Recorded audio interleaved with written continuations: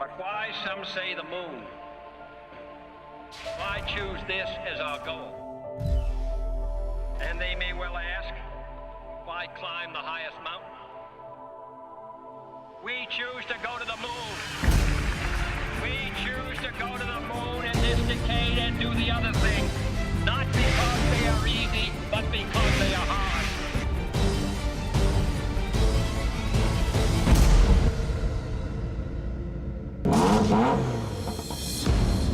There is no other industry where competition has driven more technological achievements than this, the hypercar world. McLaren, Porsche, Ferrari, Pagani, Bugatti, the big five. The modern-day hypercars as we know them. These cars are the meanest, baddest, fastest, and most expensive production cars to ever be built. They're the direct result of one thing and one thing only: competition. The direct rivalry between all the major car makers is what created these cars. And today we finally put them all to the test around the track and also in the quarter mile to find out which one's the fastest. We're gonna do this with all 5 cars and just one pilot. All of these cars are regular customer cars. None of the cars have been modified and they're all running on stock tires. There's one thing no one can deny. Bugatti created the original hypercars we know it today with this, the Bugatti Veyron. About 12 years ago, VW set themselves to make history by creating the most mental and crazy car to ever exist. A car that would be able to do 240 miles an hour without a single effort. That is obviously the Bugatti Veyron. The Veyron actually ended up being expensive to VW and Bugatti. Each unit that they sold cost them about $6 million, and that was a loss, making it a bargain for those filthy rich that can buy one of those bad boys. And now we're inside of the Bugatti Veyron Super Sport, the craziest thing I've ever driven. That W16 engine on the back is beyond huge, and you can feel it, you can hear it, yet the car is so comfortable. Bugatti made 450 of these during the 10-year course that they produced these cars. This one being the Super Sport. I believe they only made 42 worldwide and only 8 examples were delivered to the US. As you can see, Bugatti created the original hypercar, but not the last one. Every single other car maker wanted a piece of the pie, so they dumped all of their resources into creating their own hypercar to compete against Bugatti's very own. And the results are astonishing, which leads us to this.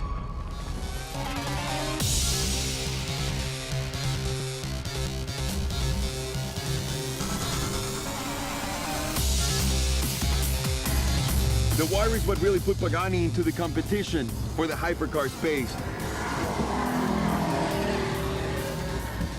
Horatio didn't have the money that Bugatti had, so he had to work really, really smart.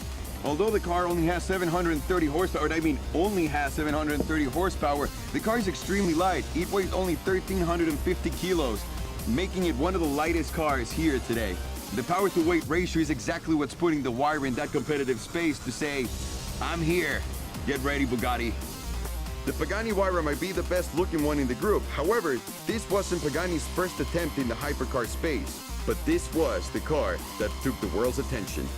My favorite thing about this Huayra is that engine. Even though he doesn't have battery assistance and he doesn't have a very fancy 16-cylinder engine, he gets the job done. He's got quite a lot of torque. The car is very light and nimble. The suspension is absolutely unbelievable. You can't believe how the car drifts on stock tires without anything at whatever speed you put it through. I really hope the Huayra wins today because that's my baby. And what are you here for if you're not here to win, right? But unfortunately, there's a lot of competition. And the next one that we're about to show you comes from a small place called the UK, from a brand you barely heard about, McLaren.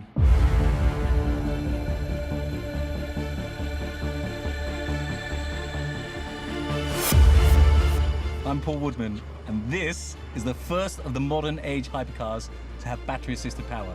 It's the McLaren P1. All right, Paul, let me just stop you right there. What are you doing? It's a British car. I'm a British guy. No. What? It doesn't work like that. There's no Mexican car, British car. And let me show you how to do this properly, son. This is the first of the hypercars that is battery-assisted. This baby is the McLaren P1. Huh? That sounds better. I like yours better. McLaren has been pushing the envelope for years with their F1 racing team, but now everything is translating into street performance. McLaren has always been known for pushing the envelope, and they totally did with this masterpiece of a car.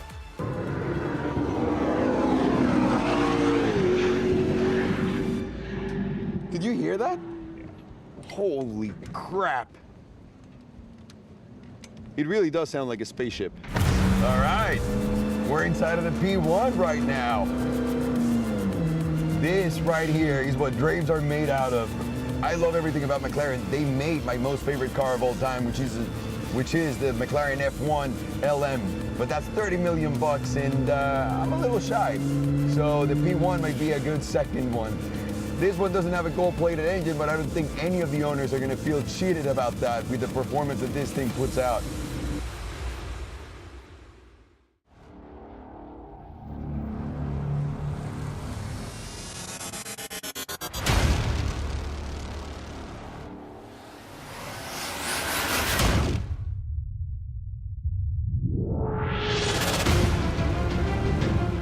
The Porsche 918 Spider is exactly a showcase of evolution.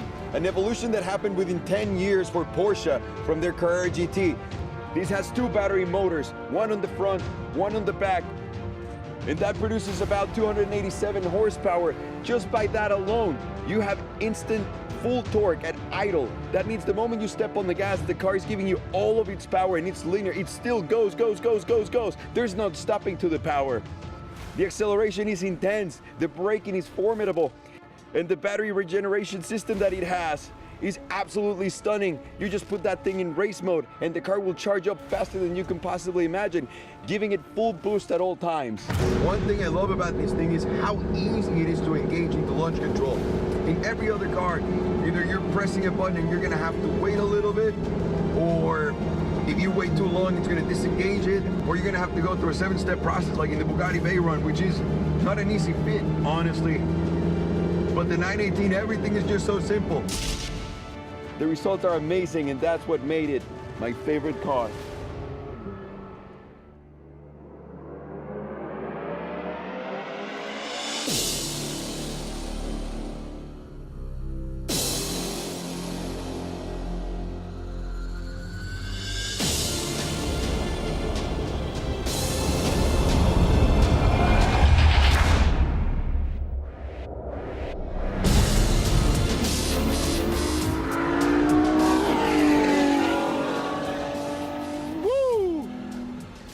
And that right there is a Ferrari LaFerrari, the most sought after hypercar ever made.